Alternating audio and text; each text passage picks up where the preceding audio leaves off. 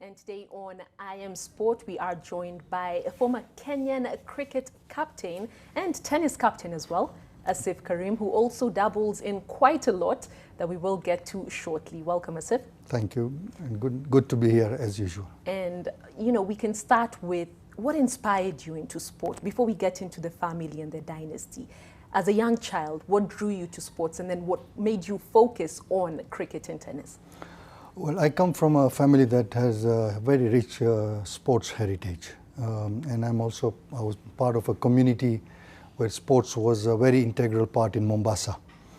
And my father was a renowned sportsman who was a legend and was the talk of Mombasa town in the 50s and the 60s and the 70s, where in the colonial days he was a tennis champion for almost 25 years. And he played cricket at the very highest level and the traditional volleyball. And focus on tennis and cricket later on. From around how old did you know, or were you aware that this is what you're going to focus on? Correct. I think tennis and cricket is what was of interest to me, because my father was a tennis champion, so that automatically was an inspiration for myself. And I remember starting tennis at about 8-9 years old, you know, playing against the tennis wall, and once in a while he would give me an opportunity to play with him. So I went on to play the under-14s and the under-16s and the under-18s and kept doing well, and then managed to get a tennis scholarship to the United States. Of course, going to the US in those days was unheard of. In cricket also I used to play, and before I went to the US, I had the opportunity to play for the national team in 1980 when Rhodesia had just become Zimbabwe. Mm-hmm. And tell us how your cricket elevated, you know, from that level to finally one day becoming Kenyan cricket captain. We all know the levels at which Kenya played during those years before that particular era ended. Just take us through that journey. Yeah. What happened in 1981, Kenya from East Africa got its own membership. The third tournament, when we played in 90 in Holland, is when Kenyans reached in the semi-finals. And the following 4 years later, the tournament was being hosted in Kenya. So the sense of belief and the team that we had some very, very good cricketers. I mean, I would regard them at world-class level at any stage and could have played for any of the countries at the highest level. Our focus was to qualify for the World Cup. Right. And fortunately, we did qualify. We lost in the finals against UAE in the 94 tournament. We qualified for the World Cup, and that's when we had the famous win against the West Indies, the two-time world champions. And from then on, the cricket went very high for the next 10 years, where we played various World Cups, various three-nation tournaments, and every tournament Kenyans did themselves proud. Right. And our cricket was growing in leaps and bounds. Cricket was amazing then. Absolutely. I remember us discussing a certain picture, you know, the Kenyan, no, you were amongst the captains of that national teams, respectively, then in 1999, vis-a-vis the national team captains now, 20 years later in 2019. What do you feel the major difference has been, other than the outfits? Because I remember commenting that it was, you know, it was quite casual now as opposed to before when you'd wear suits for the team pictures. Yeah. You know, your thoughts? Yeah, this was in 1999 when we were playing the World Cup in England. This was exactly 20 years ago, and of course we were all formally dressed, and you know the British system always has been very formal in those things. Obviously in those days, now it seems it's been liberalized, it's more casual right now. All the captains were in their kits, and I thought they looked quite nice and more relaxed into the whole thing. But one important uniform was missing. Kenya was missing, and that's very painful and sad that a nation that had rocked and reached to the semi-finals just 15 years ago in the 2003 World Cup are nowhere at the moment, playing Division 3.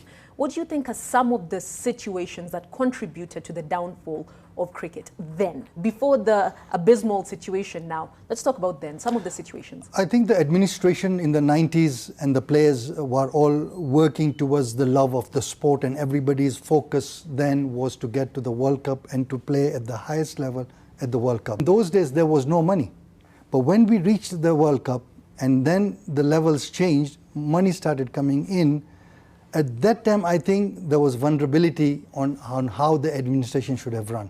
I felt as the players became professionals in terms of them being paid, the administration should have also upped the game by being more professional, by having more things in structures, more structured of how things are going to be running.